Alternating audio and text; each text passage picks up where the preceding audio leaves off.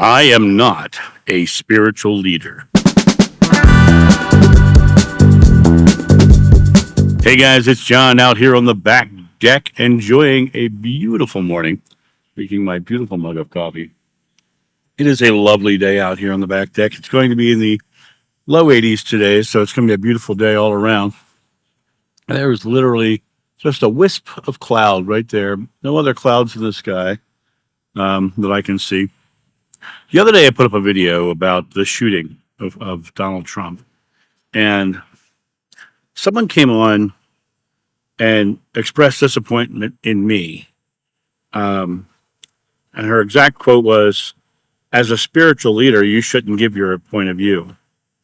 I've had people call me a spiritual leader before, and I wanted to come on and have this conversation. I am in no way, shape, or form a spiritual leader. I'm not.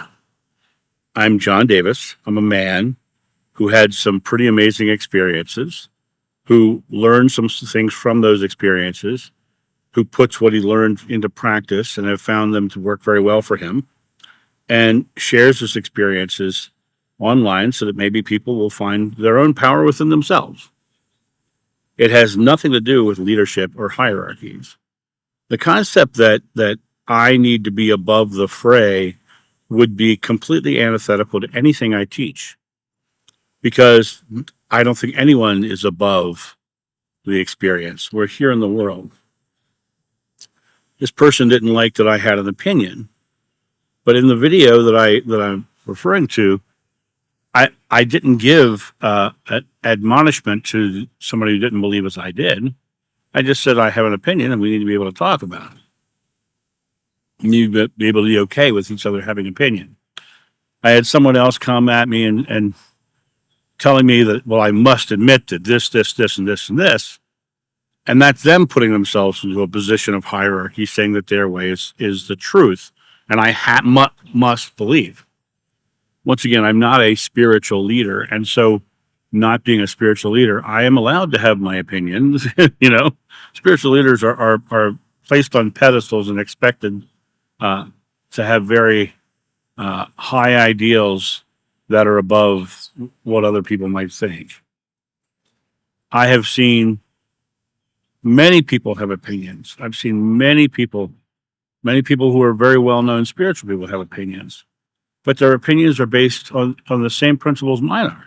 They're based on creating a loving world, right? I don't get into the arguments in the phrase or the people telling me what I must believe. I know what I believe, and I'm not judging you for what you believe, unless your beliefs are harmful, like physically harmful or hurtful. Then I'm going to say, I think that's physically harmful or hurtful. That's your choice to go that way.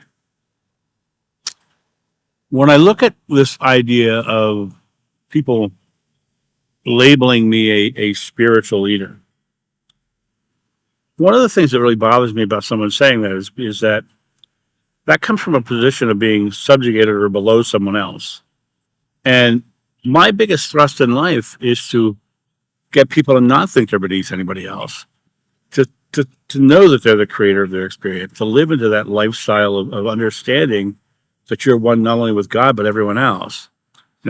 Joshua said, "The Father and I are one, and you must become one with me as I'm with the Father."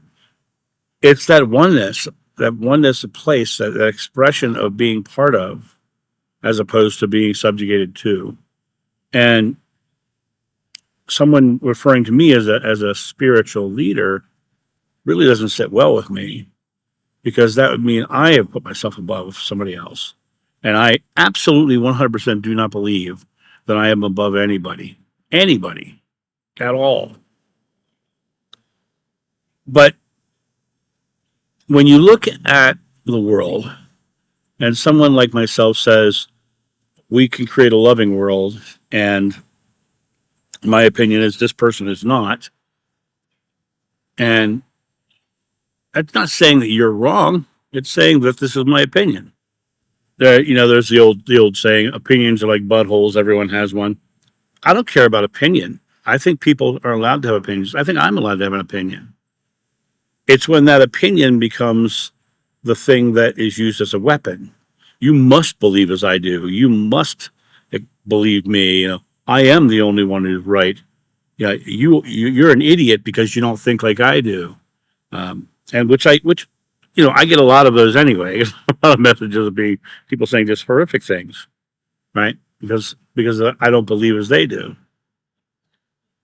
One of my responses that I often give, I said, I respect your beliefs, but you don't seem to be respecting anybody else's.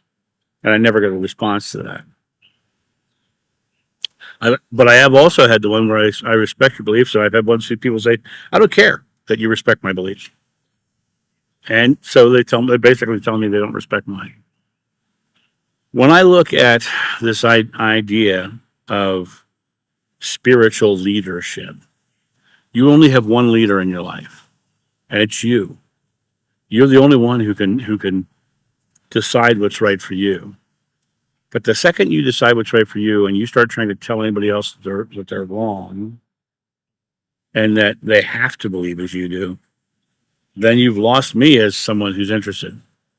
Because no one should be able to tell you what you have to believe. And no one should be able to dictate you what you do with your life. Which there's a lot of that going on right now too in the world. So when I look at this idea of spiritual leadership, I am a spiritual leader. I am spiritually leading my life, but no one else's. Spiritually lead your own. You're the one who gets to choose. You're the one who gets to create that life. You're the one who gets to experience the outcome of that life. But if you're just angry and you're yelling at everybody else for not believing as you do, spiritually, I think you're kind of missing the point. If you're trying to create a beautiful, loving world, you don't do it by arguing and fighting and telling people that they're wrong. That's just my opinion on this. And yes, I have an opinion on it, and I'm allowed to. You guys have a great day, and I'll talk to you soon. See ya. Bye.